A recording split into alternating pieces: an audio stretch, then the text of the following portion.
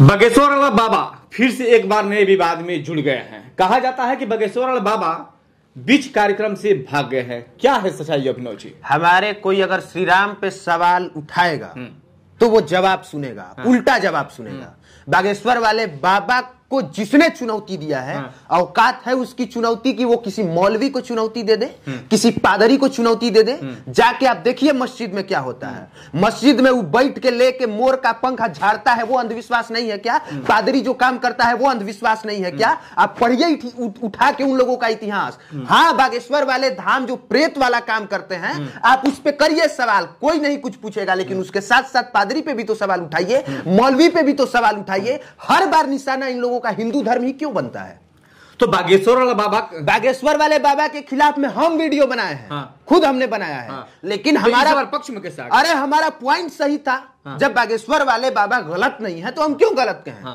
अगर उन्होंने कुछ बीच में वो कुछ गलत हो जाता है, वो कर देते हैं, उनका वो अंदाज है। वो कहते हैं हम विनोद करते हैं, मजाक करके सिखाते हैं। जब एक शिक्षक लगावेलू लिपस्टिक करके पढ़ा सकता है और लोगों के दिमाग में शिक्षा भर सकता है, तो फिर भक्तिमय वाली चीज क्यों नहीं कॉमेडी के जरिए बताई जा सकती है? तो भक्ति और एजुकेशन दोनों का अलग अलग सिस्टम है, अलग अलग।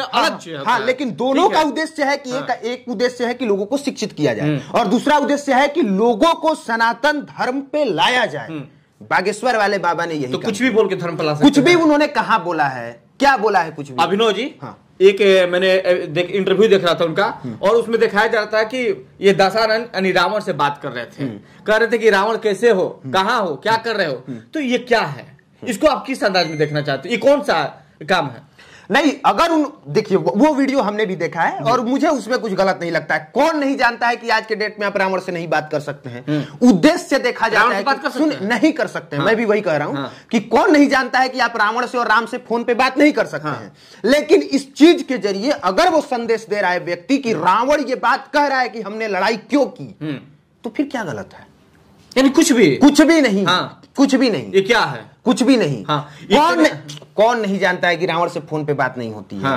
कौन नहीं जानता है? बोलने क्यों सकता क्या जब सारे लोग इस बात को जानते हैं? अरे वो बागेश्वर वाले बाबा का वही तो स्टाइल है। और वो अपने स्टाइल की वजह से जाने जाते हैं। और जो लोग सुनने आ रहे हैं लाखों की भीड़, वो लाखों की भीड़ पागल नहीं है जी। तो आप एक तरह से कह रहे हैं कि बागेश्वर वाला बाबा की वो स्टाइल है। बागेश्वर वाला बाबा आपके जाने से पहले आपकी सारा हिस्ट्री रख देते हैं, ये भी बात है। बागेश्वर वाला बाबा के इतना जल्दी आस्था जुड़ी कैसे? लोगों को ऐसा क्या कर रहे? बागेश्वर वाला बाबा की आज सुर्खियों में आगे, विवादों में आगे, एक नया नया विवाद डेली पैदा कर रहा है। आखिर क्या रीजन है? देखिए मैं बस इतना कहना चाहता हूँ कि कोई मुसलमान का विरोध नहीं किया, सनातन के मानने वाले इनका विरोध कर रहे हैं। मुस्लिम करते तो हम मान जाते, लेकिन सनातन को मानने वाले लोग सनातन का विरोध करते हैं, तो कहीं ना कहीं कुछ लॉजिक जरूर छिपा है। देखिए बागेश्वर वाले बाबा के 50 पॉइंट्स हैं जिसके लिए विरोध किया जा सकता है। जो भूत प्रेत वाला कॉमेडी करते हैं, 50 रीजन है। लेकिन मैं इसलिए अच्छा कह रहा हूं कि वो जो भी करते हैं ऑन कैमरा करते हैं, टीवी पे वो चलता है कार्यक्रम, वो किसी का शोषण नहीं करते हैं। आपको पचता है जाइए, नहीं पचता है मत जाइए। लेकिन ये जो पादरी करता है वो बंद कमरे में करता है, मौलवी जो करता है वो बंद कमरे में करता है। वहां पे शोषण कर रहा है, रेप कर रहा है, कि भूत के नाम पे क्या कर रहा है आपको नहीं पता है। बागेश्वर वाले बाबा फिर भी ऑन स्क्रीन कर रहे हैं। तो ऑन स्क्रीन वाले से ज्यादा दिक्कत है जो बंद कमरे में कर रहा है। पहले उसका रुकवाइए, फिर आके इनका रुकवा दीजिएगा। तो एक बार अपील करने दीजिए कि विवाद करने वाले लोगों को थोड़ा संदेश देना। नहीं, हम लोगों से कह रहे हैं कि बागेश्वर वाले बाबा के 1000 गो रीजन है, उनका विरोध होना चाहिए। क्योंकि वो जो काम कर रहे हैं, जो उल्टा सीधा बोलते हैं, उस तरह की बयानबाजी एक संत के मुंह से अच्छा नहीं लगता है। लेकिन हम बस लोगों से यह अपील करना चाहते हैं कि आप अपने अंदर हिम्मत रखिए सबका विरोध करने के लिए। ये नहीं कि ये बागेश्वर वाले बाबा हैं तो इनका आप विरोध कर दीजिएगा, बाकी जो 1000 लोगों की मंडली चल रही है उसके बारे में आप कुछ बोल ही नहीं सकते हैं। एक डायलॉग उनका आपने सुना होगा कि हाथी चले बाजार कुत्ता भौंके हजार, मुझे कोई फर्क नहीं पड़ता मेरे बारे में लोग क्या कहते हैं। तो ये क्या संदेश है? इसे क्या हो सकता है? ये उन्होंने बहुत सही बोला है। हाथी चले गए बाजार में तो कुत्ते भौंकेंगे, और वो लोग कुत्ते हैं जो भौंक रहे हैं। क्योंकि मैं चाहता हूं कि बदलाव आए तो पूरे समाज में बदलाव आए, किसी एक व्यक्ति को टारगेट करके नहीं। और जिस दिन आप सवाल पूरे समाज पे उठाना शुरू कर देंगे, उस दिन लोग वास्तव में बदलना चाहिए। हाँ, लेकिन स्पेशली और पर्सनली आप टारगेट करके चाह रहे हैं कि बदला जाए, तो ये संभव नहीं है। ये वही होगा कि आप बागेश्वर वाले बाबा गलत भी होंगे, फिर भी हिंदू उनके समर्थन में खड़े होंगे।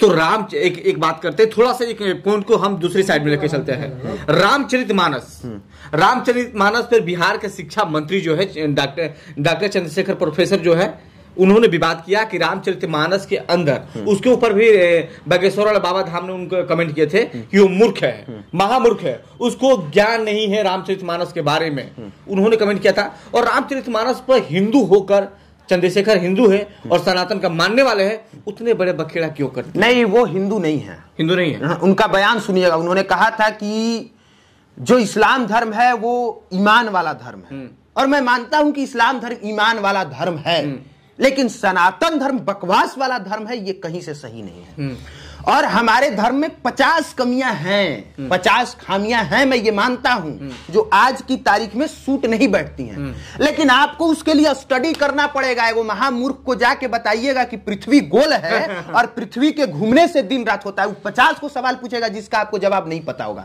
आप नहीं दे, वो कहेगा कि मेरा घरवा क्यों नहीं घूम रहा है, हम क्यों नहीं नाच रहे हैं, हमको चक्कर क्यों नहीं आ रहा है, मेरा एक समान इधर से उधर क्यों नहीं हो रहा है। उसको कैसे समझाइएगा कि पृथ्वी गोल गोल नाचती है? इसका मतलब कि वो महामूर्ख है, आप उसको समझा ही नहीं सकते हैं। तो जो लोग राम पे सवाल कर रहे हैं वो महामूर्ख हैं, आप उनको समझा नहीं सकते। उसके लिए उसको कहिए कि पहले वो पढ़े, बढ़िया से पढ़े, अदजल गगरी छलकत जाए। तो जिन लोगों ने 4 गो चौपाई पढ़ लिया वो तो सवाल खड़ा करेगा। अरे बढ़िया से रामचरितमानस पढ़ के आइए ना, तब कीजिएगा, सवाल मिल जाएगा। जो आदमी बढ़िया से पढ़ लेगा ना हमारे सनातन धर्म को, उसके अंदर कुछ सवाल करने लायक बचेगा ही नहीं, वो जवाब देने लायक हो जाएगा। सवाल करने वाले लोग महामूर्ख हैं। वो पढ़ें, पहले बढ़िया से पढ़ें, तब आके डिबेट करें। यानी आपने सुना टोटल बात कि थोड़ा ज्ञान वाले व्यक्ति 4 चौपाई पढ़ लेंगे तो उनको ज्ञान और रामचरितमानस के बारे में कुछ बोलने से नहीं होने वाला है। और इन्होंने साफ तौर पर कहा कि बागेश्वर वाले बाबा जो कर रहे हैं सनातन के लिए सबसे अच्छे काम कर रहे हैं, खामियां है तो अच्छाई भी है, सनातन के जोड़ने का एक काम कर रहे हैं। हाँ। और इस बात को आपने सुना। हाँ। कुमार अभिनव जी थे इस मुद्दे पर बात करने के लिए, इसलिए इनको लाए क्योंकि इनसे पहले कुमार अभिनव जी ने उनके विवाद में एक वीडियो बनाए थे, उनके विपक्ष में एक वीडियो बनाए थे। उनको लगा था कि बागेश्वर बाबा जो काम कर रहे हैं वो गलत कर रहे हैं, इसलिए वीडियो बनाए थे। इसलिए इनको लाना मुझे महत्वपूर्ण बन गया, क्योंकि वो व्यक्ति जिन्होंने विरोध किया आज समर्थन में कैसे उतर गए। आप देख रहे थे प्राइम पब्लिक और मैं हूं विकास विद्यार्थी। फिर से एक बार आपको स्वागत और अभिनंदन करता हूं।